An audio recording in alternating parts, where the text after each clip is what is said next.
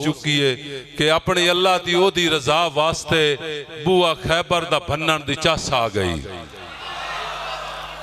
अपनी अल्लाह की ओदी रजा वास्ते, अपनी अल्लाह की ओदी रजा वास्ते, अपनी अल्लाह की ओदी रजा वास्ते बुआ खैबर दा भन्नण दी चस आ गई। धरती करबल दी सारी गवाह बन गई, नाल दुश्मन दे खन्नण दी चस आ गई। एवें जिंदगी में अंजुम वजाइंदा रहा, दर बिगाने ते झुकण दी की लोड़ है, जेड़ा कातिल नु शरबत पिवाइंदा रहा है। ऐसे मौला नु मन्नण दी चस आ गई। आखना वंज खड़ एक पासे, दुश्मन दी सफ सज्जण खलो के मैनू आखना वंज खड़ एक पासे, मुड़ उसे दे हुक्म ते हो वंजना। धुप एक पासे, जड़ एक पासे, ताबीर तू ताइब ला इल्मा। मी एक पासे, गढ़ एक पासे, और सदा आप वेखना सुफने विच। सिर एक पासे, धड़ एक पासे। शेर निके दे पसंद आन तो ताड़ी भी मारो ना।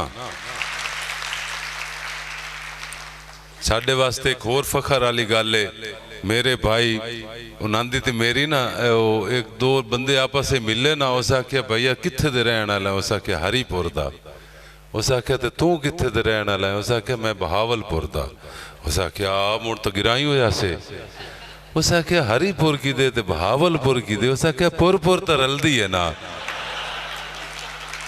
मैं तो वो रल के बड़ा हुक्का छिकते रहे हैं। चौधरी अरशद साहब साडे कोल मौजूद हैं, जनाब मेरे भाई बशारत साहब साडे उत्थे आरयू दे मुहर्रिर हैं, हेड मुहर्रिर। असी भाई शुक्रगुजार हैं तुहाडे भाई जुल्फकार जटियाना पूरी संगत दे नाल साडे कोल जेड़ा तशरीफ ले आए ने। दोड़ा एक मुड़ मैं सुना लवां जे दिल है तां। चलो आई सुनाइना, तैयारी कर लियो कि ला चाड़ दा मालिक कर्नल साहब भाई अल्ताफ बरवाना साहब, सारे दोस्त के ला चाड़ दा मालिक मुलक तू डाढ़ा है। सदा मंगनी भीख आसान नहीं, बख्तां दा माण ही मन लेना। तेरी अंजम चाहींदी ला नहीं, ते सदा घोड़े च रंबे नहीं रांदे।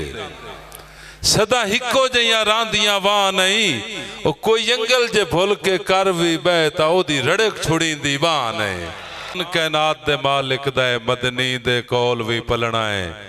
मैथे वक्त बेली वक्त च बनया है, मैथू वक्त भी बेलिया ढलना है।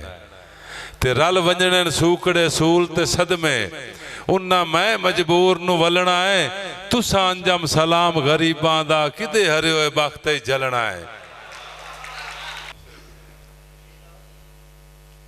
जनाब एडी साहब चनियोड़ तो अल्लाह दिता एडी अमजद आदे हुंदा भी मेरा निकियां ला दा बेली है, ते निकियां ला दे बेली चंगी हुंदे। साडा एक बेली सादिक हरल साहब, वो साडा मुशायरा जिथे ही होया है ना, वो स्कूटर ते उत्थे ही पहुंचे। उन्होंने तबीयत खराब है तो उस अपना पुत्र भेजा है। असी इत्थे सादिक भाई नू याद करना जेड़ा है ना, वो सादा मतलब साथे फर्ज है कि बा वफा जेड़े मुँह चू सदेंदा रहा, उसे मुँह चू जदन बेवफा आखना है। चौधरी तनवीर साहब बा वफा जेड़े मुँह चू सदेंदा रहा, उसे मुँह चू जदन बेवफा आखना है। मेरे अल्लाह दी धरती भी कंबना तहे, नाले जग सारे मैन बेहया आखना है।